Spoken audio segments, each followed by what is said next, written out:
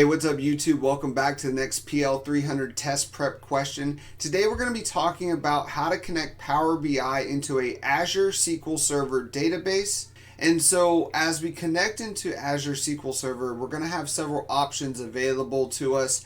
In a previous video, we talked about the difference between an imported table and a direct query table. Remember that import is going to be living inside of Power BI. It's going to be a static table that we're going to have to schedule a refresh in order to update the latest data.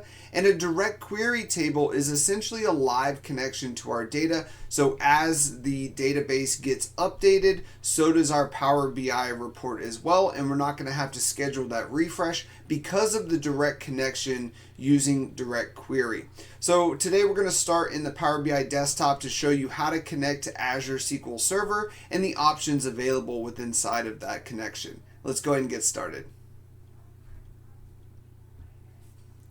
So here we are in the Power BI desktop, and the first thing I'm going to do is go up here to Get Data. I'm going to click the Get Data icon here to pull up a full list of our connectors. And once again, we're talking about Azure SQL Server, and so I'm simply going to search for Azure here. And we're going to see that that first connection here, the Azure SQL Server database, is available. So I'm going to go ahead and click on the Azure SQL database and go ahead and click connect. Now it's going to ask us for the server and potentially the database as well. If you want to connect into your SQL Server database, you can specify a specific database, or you could just put in the server and it will give you a list of databases within inside of that server that you can choose from. We also have the option down here for data connectivity mode. Do we want to import this table? Remember, importing is going to be static. So anytime we use an import, this is going to be a static table. So it's not going to update unless we refresh. So with this import, we're going to have to schedule a refresh to bring in the latest data, and this could be done inside the Power BI service. And so we have two different options here. The other option that we have is the direct query mode. So remember that direct query is essentially a live connection to our data.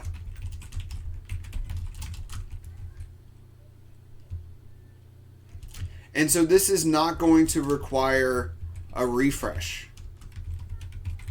So this is going to be the latest data as it gets updated in the SQL Server database. It's going to update inside of your Power BI report as well. Now, additionally, if you look down here at the bottom, you're going to see some advanced options.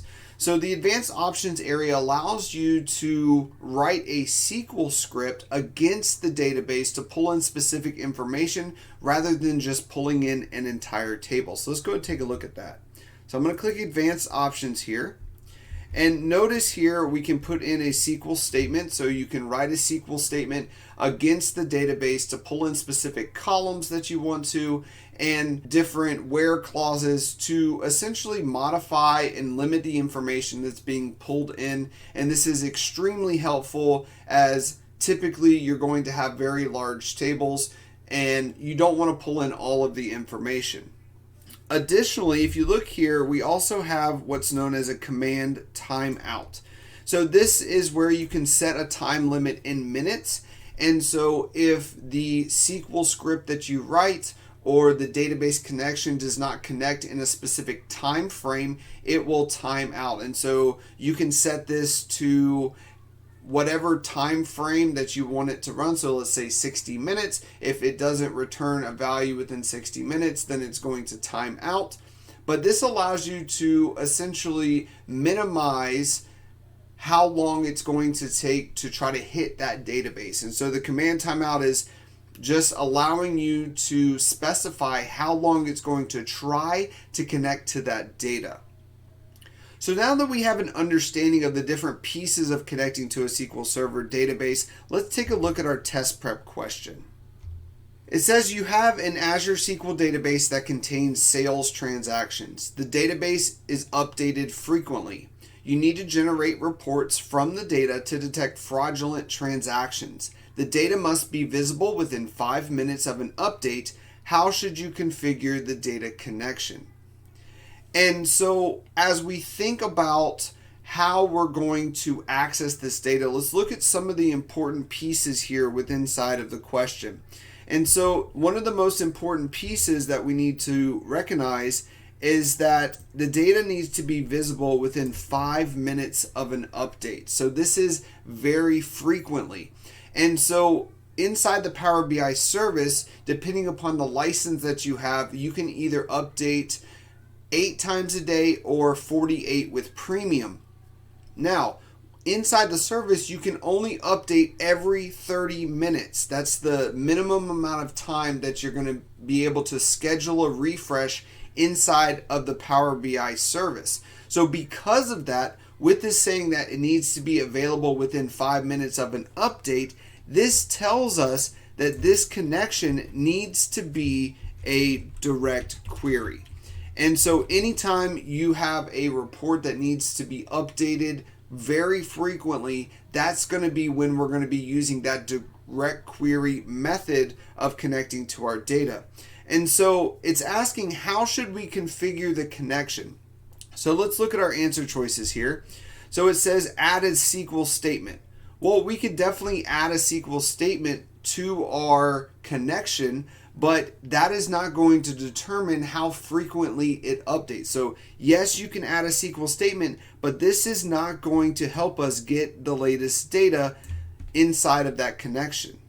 We also talked about setting the command timeout in minutes. So once again, what that does is it just says, okay, after a certain amount of time, it's going to time out. And so while yes, we could set this to a 5-minute timeout, that's not going to determine how frequently this data source is going to update. And so this would not be the correct answer. The third option is to set the data connectivity mode to import. So as we set this to import, remember that with an imported table, you can only schedule a refresh in the service at 30-minute increments. So schedule at 30-minute increments. So yes, we could set this to import, but we could only refresh inside the service every 30 minutes. And so our goal here, it says that we need to have the latest data within 5 minutes of an update.